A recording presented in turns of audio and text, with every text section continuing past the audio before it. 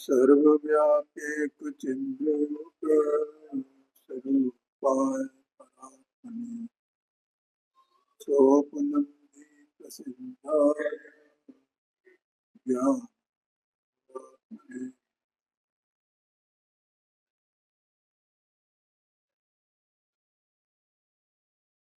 प्रवचन सर जी का ग्रंथ है ये तत्व प्रज्ञापन महाधिकार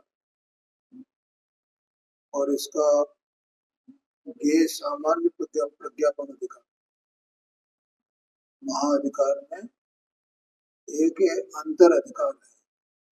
ये सामान्य ये सामान्य प्रज्ञापन अधिकार माने ज्ञेय के सामान्य स्वरूप को बताने का। ज्ञेय माने द्रव्य। देखो 93 नंबर की गाथा हमने पढ़ी थी ना, तो उसकी टीका में आचार्य देव ने ऐसा लिखा था कि इस जगत में जो भी जानने में आने वाले पदार्थ है, ऐसा लिखा। तो जानने में आने वाले माने ज्ञान के विषय बनने वाले माने ज्ञेय पद, ठीक है ना। तो एक तो अपन है, अपन चेतन वस्तु है ना। तो चेतन वस्तु क्या करता है, क्या कार्य है चेतन का? जानना। जानना कार्य है चेतन। और बाकी सब किसको जानना? कि ज्ञेय को जानना। अब देखो ज्ञान तो एक प्रकार का है, लेकिन वे दो प्रकार के, स्वज्ञेय और परज्ञेय। अब यहाँ ज्ञेय सामान्य प्रज्ञापन अधिकार है ना, तो सभी ज्ञेयों का एक सामान्य स्वरूप क्या है उसकी चर्चा है। सभी ज्ञेयों का यह स्वज्ञेय परज्ञेय का कोई भेद नहीं है, ये तो आगे चल के करेंगे। आगे चलकर के माने 126 नंबर की गाथा के बाद 127 से 144 तक उसके भेद करेंगे। ये ज्ञेय कितने प्रकार के, कौन कौन से हैं, ऐसा वहां भेद करेंगे।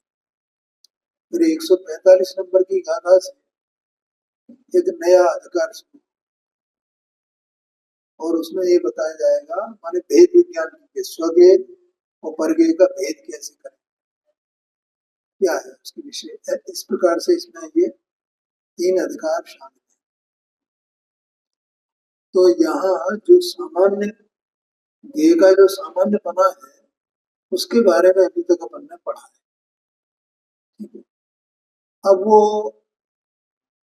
उसके बारे में सत से उसकी स्वरूप को वो है, रहने वाला है, हमेशा है, हमेशा है, हमेशा है, ऐसा है।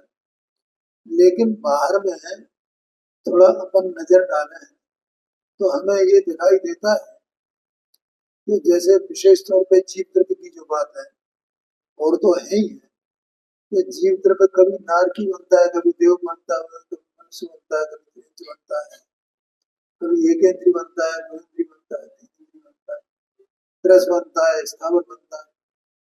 ये सब इसका मतलब इसका ये पर्यायों का उत्पाद और व्यय चलता रहता है ना, और उत्पाद व्यय चलता रहता है, और तो भी ये जो है वैसा का वैसे ही बना रहता है,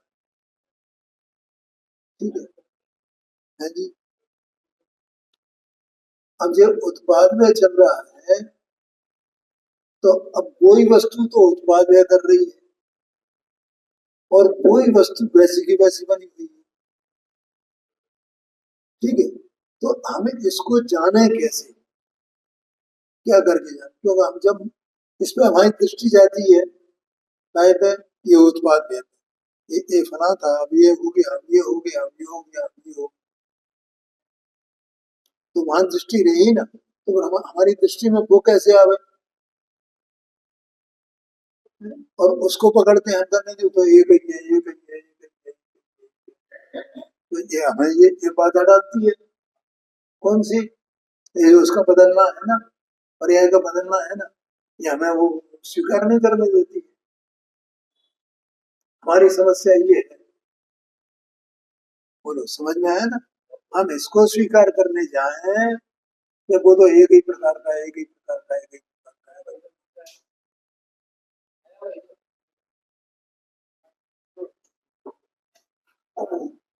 है। तो हमको वो जो उत्पाद में है वो हमें जानने में नहीं आता। जब हम उत्पाद में वो देखते हैं तो हमें वो जानने में नहीं आता। तो ये क्या कारण है? हम इसको कैसे माने?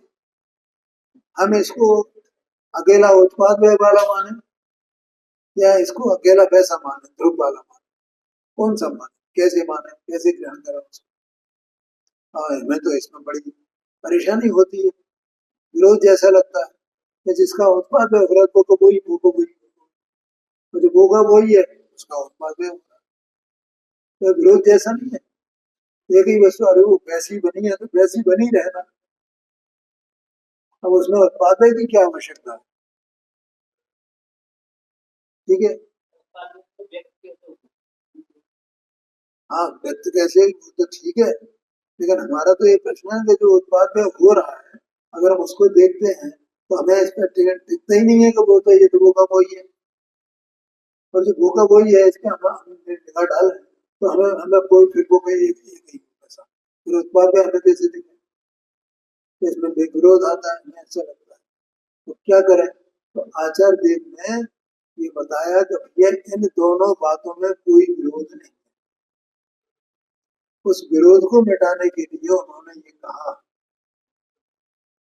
कि दो नयों के द्वारा तुम दो चीजें स्वीकार कर सकते हो, और वो कैसे कर सकते हैं ये उपाय इसमें बताया। हाँ जी, समझ गए ना, कैसे स्वीकार कर सकते? तो यहाँ कल गाथा तो अपन ने पढ़ ली थी। यहाँ ये लिखा है, देखो, अन्वयार्थ 225 पेज पर नीचे दिया है। अन्वयार्थ टीका मन प्रारंभ करते हैं अभी, तो उसको अन्वयार्थ में एक बार पढ़। ऐसा पूर्वोक्त द्रव्य, मैंने अभी तक जो विशेषताएं इस द्रव्य की बताई गई हैं, इसकी द्रव्य की, द्रव्य छह द्रव्य है ना, तो छह द्रव्य में द्रव्य बना है ना, तो सबकी विशेषताएं सामान्य एक प्रकार की हैं। ठीक है, और वे विशेषताएं यहाँ बताई गई। तो ऐसा उन विशेषताओं सहित जो द्रव्य है, उस द्रव्य के बारे में, उसके स्वभाव में सद्भाव संबद्ध और असद्भाव संबद्ध उत्पाद, एक तो सद्भाव संबद्ध उत्पाद और एक असद्भाव संबद्ध उत्पाद। क्या दो शब्द आए ना, कौन कौन से?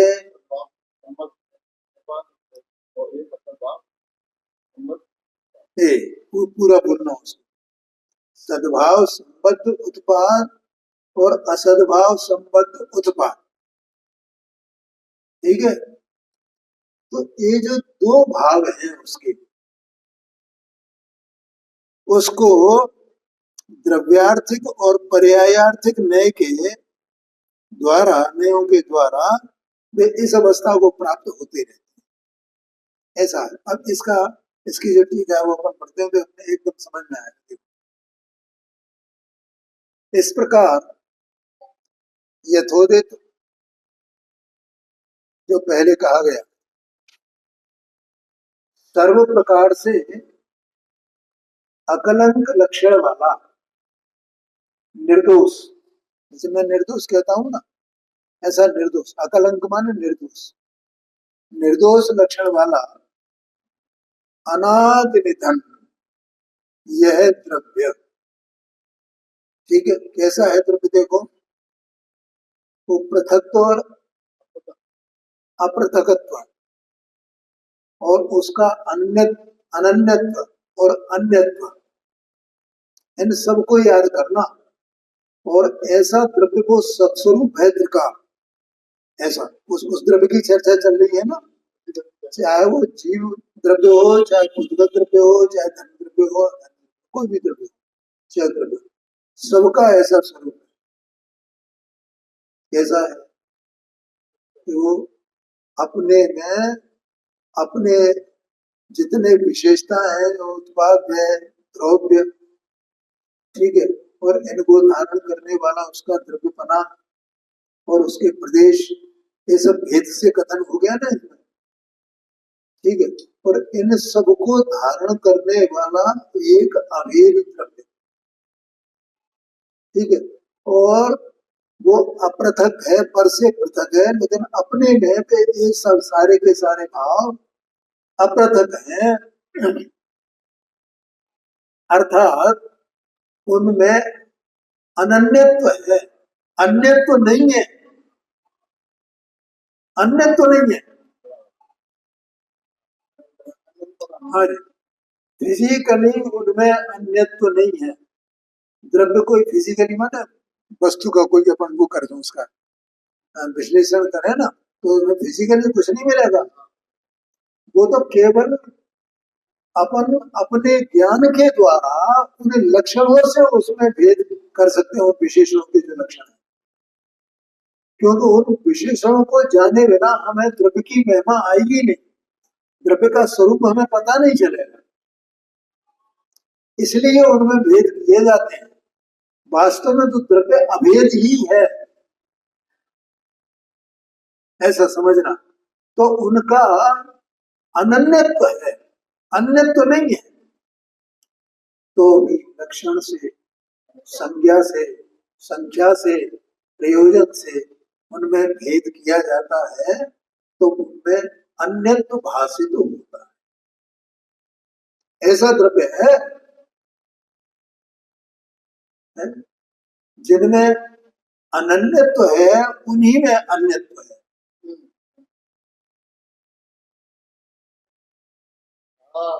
क्या कहा? जिनमें अनन्यत्व है, उन्हीं में अन्यत्व है, और उस अन्यत्व को अतद भाव के द्वारा बताया है।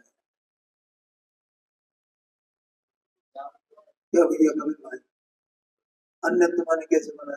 पर्याय न्यारी है, गुण न्यारी है, द्रव्य न्यारा है।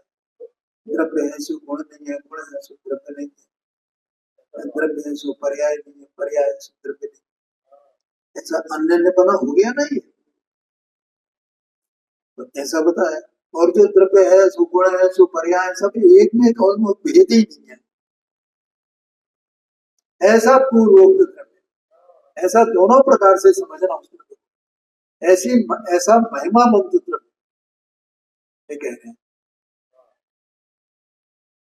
वो सर्व प्रकार से अकलंक लक्षण वाला निर्दोष है, ऐसी उसकी रचना है। उसमें कोई दोष नहीं है रचना में। सब ये उत्पाद में क्यों करता है, इसमें फिर ये स्थिर कैसे रहता है, ऐसा कहते हैं।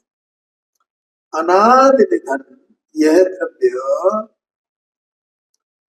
सत स्वभाव में उत्पाद को प्राप्त होता है। सत स्वभाव, उत्पाद को माने ये हमेशा सतरूप देखा जाता है। उत्पाद को प्राप्त होता है का मतलब क्या समझ रहे हैं यहाँ पर? सतरूप से अनुभव किया जाता है। सतरूप माने अनादि निधन, ऐसा इसमें अनादि निधन आ गया ना, अनादि निधन अविनाशी त्रिकाल एक भाव रूप अखंड अभेद, ऐसा अनुभव किया जाता है, देखा जाता है, ज्ञान में जाना जाता है सतरूप से। अब कहते हैं द्रव्य का वह उत्पाद, ये त्रिकाल है ना इस प्रकार का, ऐसा तो सतरूप से देखा जाता है ना, उत्पाद को प्राप्त होना ना देखा जाता है। द्रव्य का वह उत्पाद, वह देखा जाना, द्रव्य की अभिधेयता के समय सद्भाव संबद्ध ही है। अभिधेयता माने उसका कथन करना, कथन करना कहो, जानना कहो, एक ही बात है। द्रव्य की माने हमें द्रव्य का कथन करना है। द्रव्य में उत्पाद भी है ना, और द्रव्य में द्रव्य भी है ना, और द्रव्य त्रिकाल सत भी है ना, तो हमें जो सत है, त्रिकाल सत है, त्रिकाल सत अविनाशी है, अनादि निधन। उस द्रव्य का जब कथन करना हो तो क्या है, सद्भाव संबंधी ही है, मन वो सत से ही संबद्ध है, सत स्वभाव से संबद्ध है उसका। किसका? द्रव्य का, द्रव्य के कथन का। जब हम द्रव्य के कथन का, द्रव्य को द्रव्य के रूप में देखें, उसका उत्पाद विनाश नहीं देखें। क्या कहा अभी, इसलिए मैंने भूमिका में चर्चा कर दी ना, हम उसका उत्पाद विनाश नहीं देख रहे, तो हम क्या देख रहे हैं कि भैया तुम्हारी जो परेशानी है, आचार्य देव कहते हैं हमने समझ ली है, अब हम आपको बता रहे हैं, देखो तुम ऐसा करो कि जब तुम्हें ये द्रव्य ही देखना हो, सत्स्वरूप ही देखना हो उसका, ये त्रिकाल अनादि निधन, ज्यों का त्यों, ज्यों का त्यों, ज्यों का त्यों, ज्यों का त्यों, ऐसा देखना हो, तब उसको क्या कहेंगे कि तब वो द्रव्य सद्भाव संबद्ध है। ठीक है, सद्भाव यानी क्या शब्द, सद्भाव संबद्ध है, मैंने सद्भाव से, सबसे संबद्ध कर दिया ना अपन ने अपने ज्ञानों से, एक और त्रिकाल सत है, बस उससे संबद्ध कर दिया। दूसरे रूप में आचार्य देव कह रहे हैं तुम उसको उससे संबद्ध कर दो। हाँ जी, जब द्रव्य को द्रव्य रूप से ही देखना है, इसका हमें वो उत्पाद विनाश देखना ही नहीं है। उत्पाद विनाश तो है, लेकिन उत्पाद विनाश देखना नहीं है हमें, हमें तो सत ही देखना है। तो तुम देख लेना भैया, तब उसको सद्भाव से, सद्भाव से संबद्ध करके देखो बस। ठीक है, ये कह दिया। द्रव्य की अवधेयता के समय, काय की अवधेय, किसके कथन के समय? द्रव्य की अवधेयता के समय। और जब पर्यायों की अवधेयता हो, तो पर्यायों का कथन करना हो, तो ये पहले त्रियंत था, अब नारकी हो गया, अब ये देव हो गया, अभी मनुष्य हो गया, अभी फलाना हो गया, अभी द्विद्री हो गया, ये पर्यायों का कथन करना हो तो ये पहले गुण स्थान वाला है, चौथे गुण स्थान वाला है, 12वें गुण स्थान वाला है, ये सब पर्यायों का कथन आ गया ना। ये मति ज्ञान वाला है, श्रुति ज्ञान वाला है, ज्ञान वाला है, सब क्या है? ये पर्यायों का कथन, सब कुछ पर्यायों का। जब पर्यायों की अविधेयता के समय क्या समझना उसको? असद भाव संबद्ध देखना।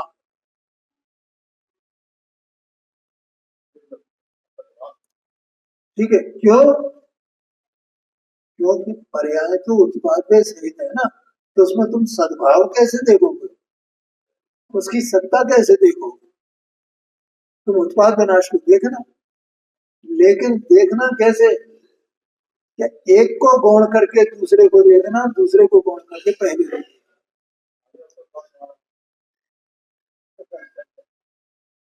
लेकिन द्रव्य में दोनों को स्वीकार करना, एक ही द्रव्य के बारे में दो बातें हैं ना, एक ही वस्तु के बारे में दो बातें हैं ना।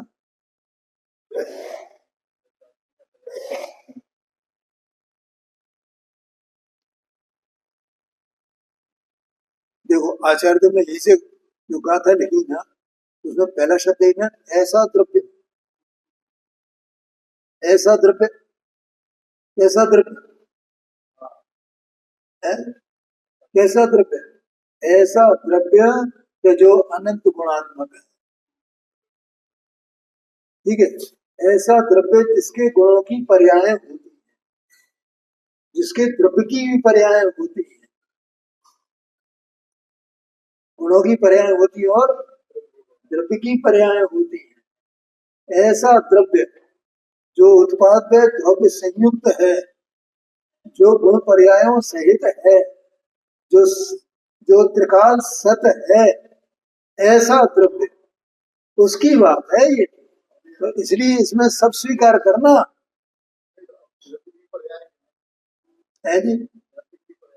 हाँ जी, हाँ, पर्याय किसकी है? पर्याय द्रव्य से न्यारी है क्या? नहीं है। तो पर्याय में सबको गर्भित करके, फिर द्रव्य का द्रव्यपना गौण करके, पर्याय की मुख्यता करके, तो जब हमने पर्याय की मुख्यता की तो उसका त्रिकाल सतपना वो गौण कर दिया ना। और जब हमने द्रव्य की मुख्यता की, पर्याय को गौण किया, तो हमें सद्भाव संबद्ध दिखना चाहिए ना वो। सद्भाव संबद्ध, असद्भाव संबद्ध, ये इस प्रकार से कहा गया है।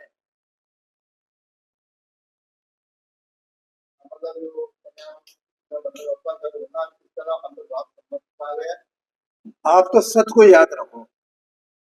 वो सत कब है? कि जब हम द्रव्य को ही देख रहे हैं। द्रव्य को देखना माने सत को देखना, इसलिए तो पहले सत की चर्चा करती है ना।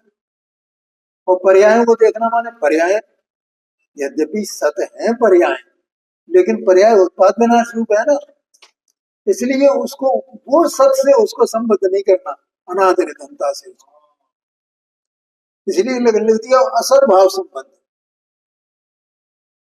तो पर्याय तो एक समय उत्पन्न खत्म, उत्पन्न और खत्म, उत्पन्न और खत्म।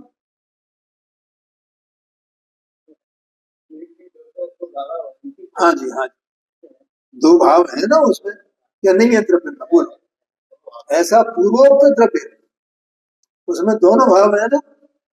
तो वो सब त्रिकाल ज्यों का त्यों, ज्यों का त्यों, ज्यों का त्यों, ज्यों का त्यों। ठीक है, फिर भी उसमें उत्पाद विनाश, उत्पाद विनाश, उत्पाद विनाश, उत्पाद विनाश।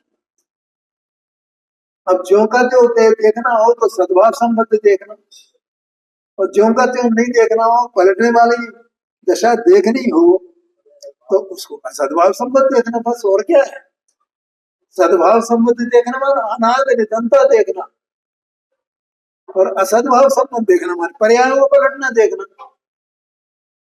अब एक काल में तुम एक ही देख पाओगे, तुम्हारे ज्ञान की ताकत इतनी है। आया कि नहीं है? लेकिन ज्ञान में स्वीकार दोनों को करके रखना, और एक को गौण, एक को मुख्य करना। हाँ भैया बोलो, कोई प्रश्न आ रहा हो तो पूछ लेना। ऐसा है, इसमें क्या है? कितनी सरल बात है, वो तो भाषा टेक्निकल है, बनी रहने तो कोई बात नहीं है। अब हम तो अपनी उससे अपने शब्दों में समझे ना उसको, इतना सरल है। बोलो। ये जी पहले त्रिंच अवस्था में, देव अवस्था में, नारकी अवस्था में कहीं रहा होगा ना। अब वो जीव अब ये आकर के मनुष्य बन गया, तो हमने किसको देखा है यहाँ पर? पर्याय को देखा। तो एक पर्याय को देखना क्या हो गया ये?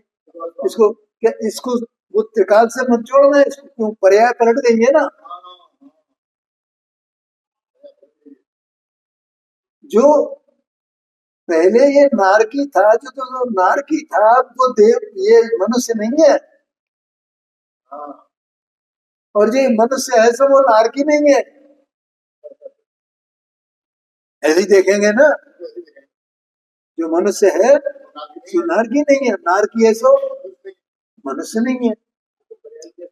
इसका मतलब पहले इसका नारकी पने से सद्भाव था, और अब इसका मनुष्य पने सद्भाव है। ठीक है ना? तो उस दशा से असद्भाव है ना इसका, पुरानी दशा से असद्भाव है ना। और अब जो नई दशा मिलने वाली है इसको, वो उससे भी इसका असद्भाव है। हैं? पुरानी वाली दशा से असद्भाव है, और नई मिलने वाली अवस्था से असद, उससे भी असद्भाव है। तो ये असद्भाव रूप ही हो गई ना। तो इसलिए उसको असद्भाव संबद्ध देखो ना। कैसे देखोगे सद्भाव संबद्ध? क्यों भैया? बोलो बेटा, कपिल बताओ, समझ में आया कि नहीं है? अपनी वस्तु है ना, तो अपनी वस्तु पहले क्या थी, अब क्या है, आगे क्या होने वाली है? ठीक है, जो पहले था सो अब नहीं है, जो आगे होगा सो अब नहीं है। तो क्या ये पर्याय सतरूप है त्रिकाल या नहीं है? इसलिए इसको असतभाव संबद्ध देख आया कि नहीं है। अब ये जी मिथ्या दृष्टि है, अब ये जी सम्यक दृष्टि हो जाए तो क्या देखना? असतभाव संबद्ध देखना। तो पहले ये चौथे गुण स्थान में था, अब ये पांचवें गुण स्थान में आ गया, छठवें सातवें गुण स्थान वाला हो गया। क्या देखना? असद्भाव संबद्ध देखना। सब पर्याय है ना, बस उसी उसी तर्ज पे सब। जब ये जो वर्तमान पर्याय है सो पहले नहीं थी, जो वर्तमान पर्याय है सो आगे नहीं रहेगी, तो इसलिए वो उस आगे पीछे की पर्यायों से उसका संबद्धपना नहीं है ना, इसलिए वो असद्भाव संबद्ध है। केवल वर्तमान पर्याय का वर्तमान पर्याय से संबंध है और किसी संबंध नहीं हो, वो पर्याय भी पलट जाने वाली है, इसलिए वो असद्भाव संबंध है। बस इतनी सी तो बात है। हाँ जी, हाँ जी, बस। अब वो तो वैसा तो वैसे ही, वैसा तो वैसे ही, वैसा तो वो सद्भाव संबंध है, ऐसा आशय है। इतनी सरल बात है भैया। अब हम भाषा पढ़ने जाएंगे तो अपनी समझ में नहीं आएगा। देखो कहते हैं हाँ जी, हाँ जी, जो मैं हूँ वो मैं नहीं। बस ये है, जब मैं पर्याय को देखता हूँ तब मैं वो नहीं, जब द्रव्य को देखता हूँ तब मैं वो पर्याय नहीं, और दोनों ही मेरे मेरे ही रूप हैं, द्रव्य बना भी और पर्याय बना भी। हाँ जी,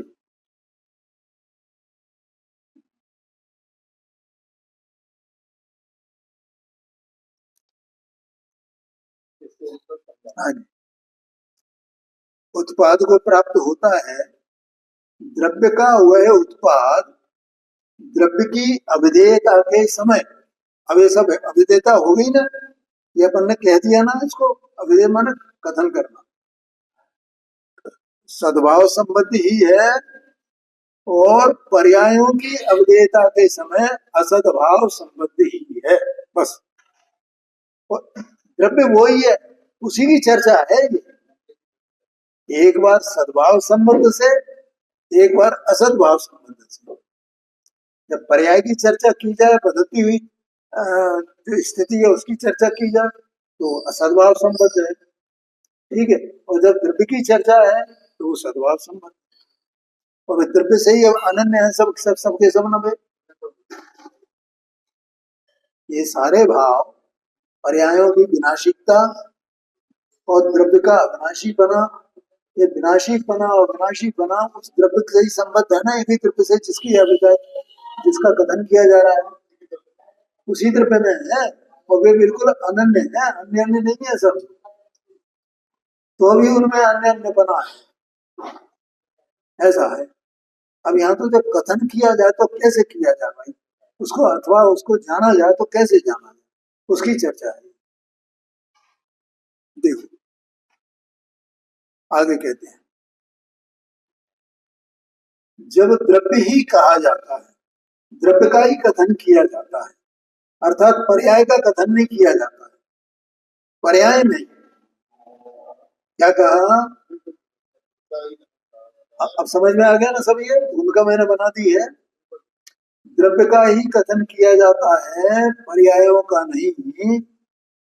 तब उत्पत्ति विनाश रहित युगपत प्रवर्तमान द्रव्य को उत्पन्न करने वाली अन्वय शक्तियों के द्वारा, बस।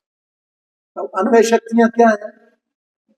जो आत्मा के या जो द्रव्य के अनंत गुण है, अन्वय शक्तियों में रचना करने वाली, उसकी जो द्रव्य की रचना है वो रचना काय से है? उसकी शक्तियों से है ना। शक्ति ही नहीं तो द्रव्य की रचना कहाँ से है? जैसे पुद्गल है, पुद्गल द्रव्य है तो उसकी अन्वय शक्तियां क्या है? स्पर्श गंध वर्ण इत्यादि ये सब अन्य शक्तियां है ना। और अस्तित्व अस्तित्व द्रव्यत्व प्रमेयत्व प्रदेशत्व अवरुद्धत्व ये अन्य शक्तियां है ना सब। इन सब शक्तियों से बना है ना द्रव्य पूरा का पूरा। तो जीव के बारे में कहें तो ज्ञान दर्शन सुख वेद इत्यादि जो 47 शक्तियां बनाई बताई गई उनसे वेद की अन्य शक्तियां हैं, उनसे रचा हुआ ना पूरा द्रव्य है। और वे कोई शक्तियां अलग अलग नहीं पड़ी हुई, वो रचने द्रव्य की ऐसी है भाई। लेकिन वे शक्तियां हैं अपने अपने को एक एक ऐसी, उन्होंने उस द्रव्य की रचना की है। ऐसी अन्वय शक्तियों के द्वारा वो द्रव्य उत्पन्न होता है, माने रचा जाता है। वो समझना कैसे रचा गया है वो द्रव्य। हाँ, उत्पन्न कोई नया उत्पन्न होता है ऐसा आशय नहीं है। अन्वय शक्तियां उसकी रचना करने वाली हैं द्रव्य की, तो रचा हुआ है द्रव्य ऐसा, तो उनसे वो उत्पन्न करने वाली अन्वय शक्तियों के द्वारा।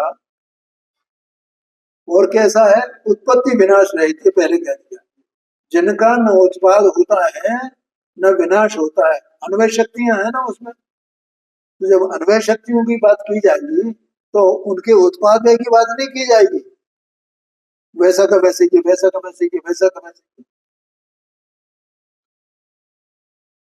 उत्पत्ति विनाश लक्षण वाली अब पलट के फिर कहते हैं क्रमशः प्रवर्तमान पर्यायों की उत्पादक उन व्यतिरेक व्यक्तियों को प्राप्त होने वाले द्रव्य को। देखो दो बातें कह दी भाई, शांति से समझना जरा। अब इधर एक दो बार अपन पढ़ लें इस वाक्य को, पढ़ लें तो आपके वो अंदर ज्ञान में बैठ जाएगा, फिर मैं उसको एक्सप्लेन करूंगा, आपको आराम से समझ में आ जाएगा। पहली बात क्या कही, देखो जब द्रव्य ही कहा जाता है, पर्याय नहीं। देखो ये प्रकरण ही ऐसा है, कोई भी दूसरा भी इसकी टीका कोई भी बनाता, अमृतचंद्राचार्य स्वामी ने बनाई है, तो अमृतचंद्राचार्य स्वामी की भाषा कठिन है ऐसा नहीं है, पर वो द्रव्य की रचना ही ऐसी जटिल है कि वो इस प्रकार से नहीं कही जाए तो कही कैसे जाए। क्या कहा, हाँ और शब्द कहाँ जाएंगे। हाँ जी हाँ जी हाँ है? आप ये सोचो कि ये आचार्य देव ने, अमृत चंद्राचार्य स्वामी ने इसकी संस्कृत में रचना की, ठीक है। अब जिसने इसका अनुवाद किया है सटीक, तो संस्कृत बड़ी टेढ़ी वो है भाषा, लेकिन सटीक जो एकदम ज्यों का त्यों एक एक बात ज्यों की त्यों जो कही गई है अनुवाद में, उसकी कितनी महिमा करनी चाहिए कि रंच मात्र भी कुछ भी फेरफार नहीं हुआ, नहीं तो जीव को सम्यक दर्शन प्राप्त नहीं हो सकता अगर रंच मात्र भी उसमें गड़बड़ी हो जाए तो। पर ये सम्यक दर्शन का आधार है। हाँ जी, तो बल्कि मेरा तो मानना है कि वो जीव स्वयं सम्यक दृष्टि होगा, सम्यक दर्शन हुए बिना इसकी जो है ये अनुवाद कर ही नहीं सकता है। जैसे गुरुदेव सिंह ने वो उनकी व्याख्या की, तो गुरुदेव सिंह स्वयं सम्यक दृष्टि थे ना, तब तो उन्होंने व्याख्या की, ऐसी व्याख्या कोई दूसरा कर ही नहीं सकता गारंटी से। या अज्ञानी कैसे करेगा, उसके अंदर उसका जो अंदर का भाव है वो कहां से निकालेगा उसको, समझिए ना। तो उसे सम्यक ज्ञानी होना चाहिए, तब वो उसको उसकी उस पर व्याख्यान कर सकता है, उसका अनुवाद कर सकता है, उसके विरुद्ध नहीं कर सकता। अब देखो क्या कहते हैं यहाँ पर, जब द्रव्य ही कहा जाता है पर्याय नहीं, तब उत्पत्ति विनाश रहित युगपत प्रवर्तमान द्रव्य को उत्पन्न करने वाली अन्वय शक्तियों के द्वारा, ये अन्वय शक्तियां एक साथ प्रवर्तमान है ना द्रव्य में, उसकी रचना की है, ठीक है। एक बात, उत्पत्ति विनाश लक्षण वाली क्रमशः प्रवर्तमान पर्याय, पर्याय कैसी है, दो दो बातें। एक तो उत्पाद विनाश लक्षण सहित है पर्याय, दूसरा क्रमशः प्रवर्तमान, एक एक करके होगी पर्याय। समझ गए ना? किसी चीज की ऐसी हो सकती है कि ये 4 इंद्रिय भी हो जाए, 5 इंद्रिय भी हो जाए, ऐसा भी हो सकता है कि तरस भी हो जाए और स्थावर भी हो जाए, ऐसा भी हो सकता है 5वें वर्ष वाला भी हो जाए और मुनि भी हो जाए, एक ही साथ। ऐसा हो ही नहीं सकता है। पर्याय क्रमशः प्रवर्तमान है। और ऐसे ही मत ज्ञान शुद्ध ज्ञान ये सब एक साथ, मत ज्ञान शुद्ध ज्ञान एक साथ ही प्रवर्तन, ऐसा हो सकता है क्या? जब जिस काल में मत ज्ञान होगा उस काल में श्रुत ज्ञान नहीं होगा। एक समय में एक ही पर्याय प्रवर्तित ही है, इसलिए उसको उत्पत्ति विनाश लक्षण वाली कही और क्रमशः प्रवर्तमान का। पर्यायों की उत्पादक, जैसे द्रव्य को द्रव्य की उत्पादक अन्वय शक्तियां, क्या द्रव्य की उत्पादक कौन? अन्वय शक्तियां, मैंने द्रव्य को रचने वाली अन्वय शक्तियां। इसी प्रकार से पर्याय की रचना, उत्पत्ति विनाश लक्षण और क्रमशः प्रवर्तमान। ठीक है, तो ये पर्यायों को, ये पर्याय हैं, द्रव्य में ही पर्याय प्रवर्तित है ना, तो ये पर्याय अपने को जानने में आती है। उत्पादक पर्यायों की उत्पादक व्यतिरेक व्यक्तियों के द्वारा, व्यतिरेक माने एक एक समय में एक एक पर्याय होती है। ये व्यतिरेक व्यक्तियां हैं, अर्थात एक पर्याय दूसरी पर्याय से मिलती नहीं है। समझ में आया ना? गुणों को या अन्वय शक्तियों को क्या कहा जाता है? दूसरे उसका शब्द है सहभावी, माने सारी की सारी शक्तियां एक साथ है ना, लेकिन पर्याय एक साथ नहीं है। जब मनुष्य पर्याय है तो नार की पर्याय नहीं है, है? जब कर्म भूमि की पर्याय है तो भोग भूमि की पर्याय नहीं है, ऐसा समझना। मैंने सभी पर्याय माने मैं बता रहा हूं आपको, है तो पर्याय एक काल में एक ही होगी, तो एक पर्याय दूसरी पर्याय से मिलेगी नहीं, और अन्वय शक्तियां तो सब एक साथ मिली हुई हैं,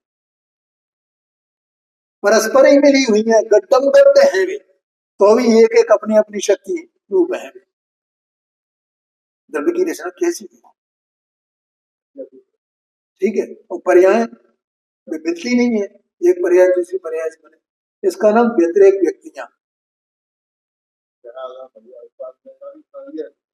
ठीक है, अब क्या कह रहे हैं यहाँ पर कि वो जो द्रव्य है जो अन्वय शक्तियों से जिसकी रचना की गई है, वो द्रव्य उन उन पर्यायों को प्राप्त होता है, होता रहता है, होता रहता है, होता रहता है, होता रहता है, ये लिखा ना, व्यतिरेक व्यक्तियों को प्राप्त होने वाले द्रव्य को। समझ में आया कि नहीं आया? हाँ, ये द्रव्य ही तो इस मनुष्य पर्याय को प्राप्त हुआ है ना।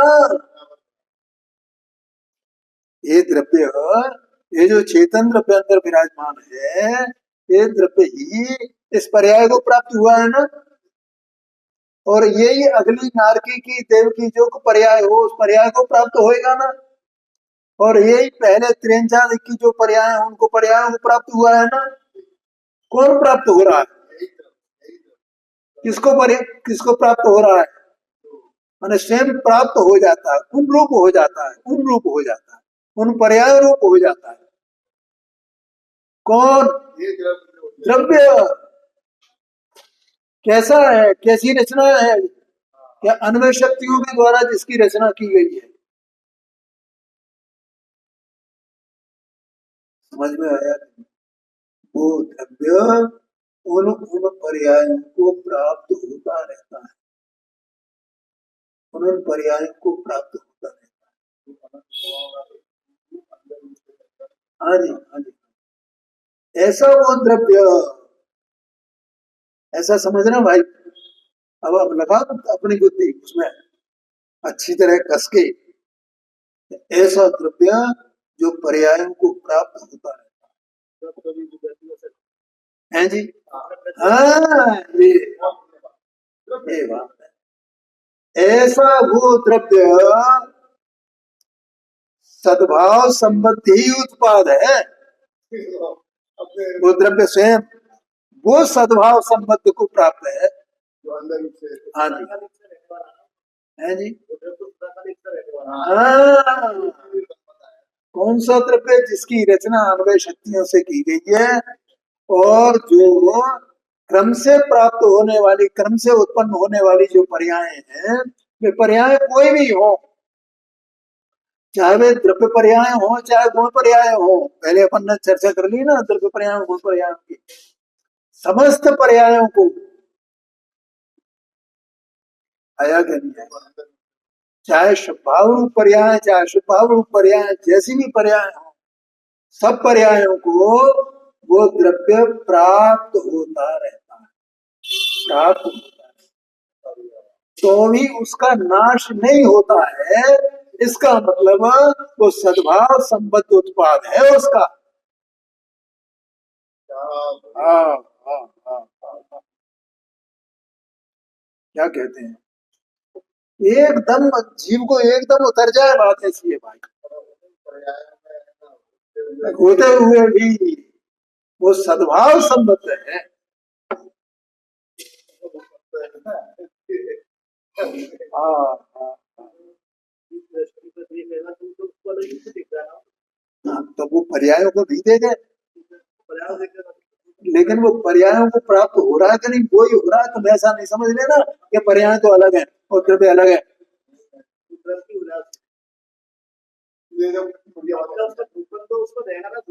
हाँ जी, कि परिणति तो न्यारी है, पर्याय तो न्यारी है, न्यारी न्यारी है, पर्याय न्यारी है, द्रव्य तो शुद्ध ही पड़ा हुआ शुद्ध नहीं भैया। ये अशुद्धता को प्राप्त हो, पर्याय अशुद्ध हो, तो द्रव्य उस अशुद्ध पर्याय को प्राप्त होता है। पर्याय शुद्ध हो तो द्रव्य उस शुद्ध पर्याय को प्राप्त होता है।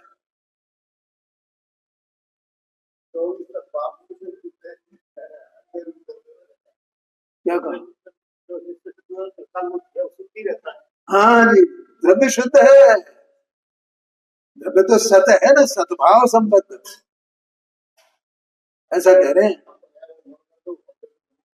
हाँ जी, यही बात है यहाँ पर, पर्यायों को गौण करना और द्रव्य को मुख्य करना, ये सद्भाव संबद्ध उत्पाद है। हमने पर्यायों को गौण करके द्रव्य को ही देखा है भैया, लेकिन इसका ज्ञान हमें है, ज्ञान होना चाहिए। देखो पर्याय कहीं अलग थलग नहीं पड़ गई है, वो द्रव्य स्वयं ही उन पर्यायों को प्राप्त होता है। दो प्रकार की पर्याय कहीं, गुण पर्याय और द्रव्य पर्याय है। और द्रव्य पर्याय भी दो प्रकार की, ये सब बातें आ गई ना, समान जाति और समान जाति।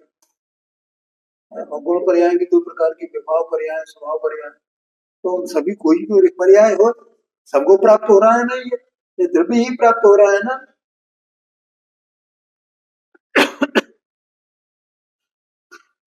यहाँ ये भेद नहीं है कि नहीं साहब ये शुद्ध पर्याय इसकी होगी, अशुद्ध पर्याय इसकी नहीं है, वो तो समय सार बात करेगा, वो बात नहीं। द्रव्य की रचना की बात है, द्रव्य का स्वरूप क्या है।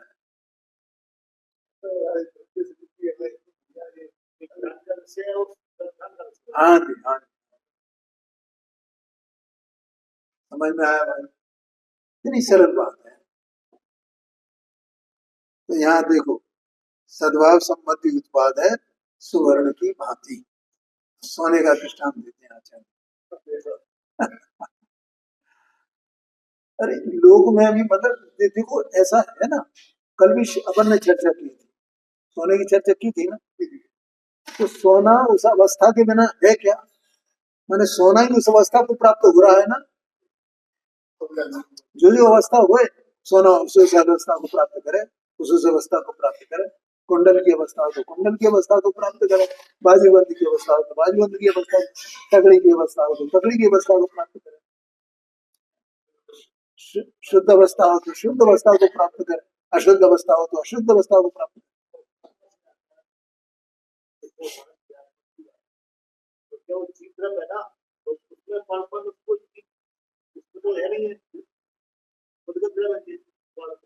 हाँ जी हाँ जी। तो इसको तो नहीं समझ जाता, उसको दो जाति की फिर होते बन जाता, हो जाता। नहीं, उसको अभ्यास नहीं है।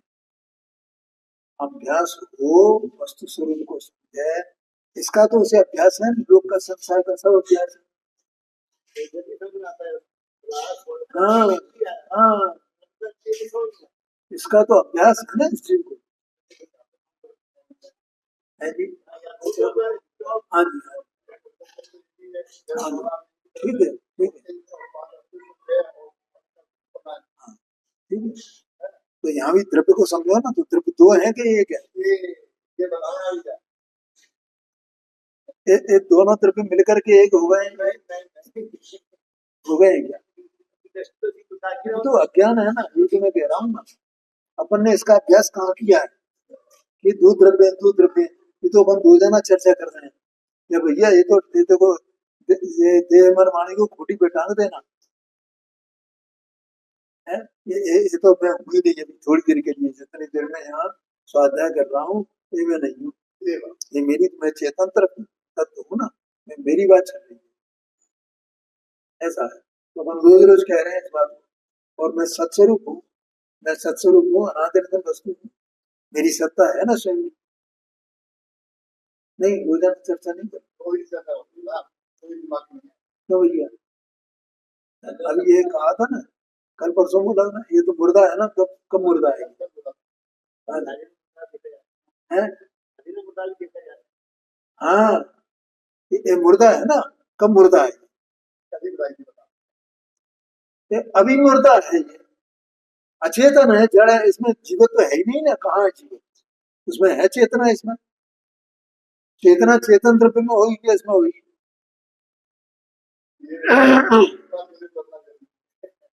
चेतना चेतन द्रव्य में है।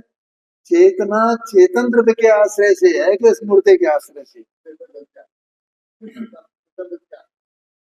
बताओ भैया। अब जैसे उसमें सब्जी में इतने मसाले डाले जाते हैं ना, तो हर एक मसाले का स्वाद आता है ना। तो वो उसमें उसका जो स्वाद आ रहा है, मान लो आपने चाय में या किसी चीज में इलायची डाल दी, तो इलायची का स्वाद आएगा कि नहीं आएगा? तो इलायची का जो स्वाद है वो इलायची के आश्रय से है। क्या वो दूसरी चीज है, वो मिठास है, मान लो उसमें शक्कर भी डाली है, मिश्री डाली है, तो मिश्री के आश्रय है, किसके आश्रय है?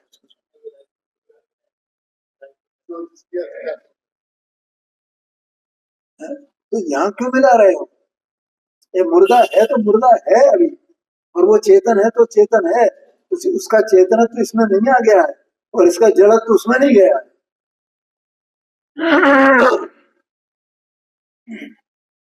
ऐसा समझना। हाँ जी।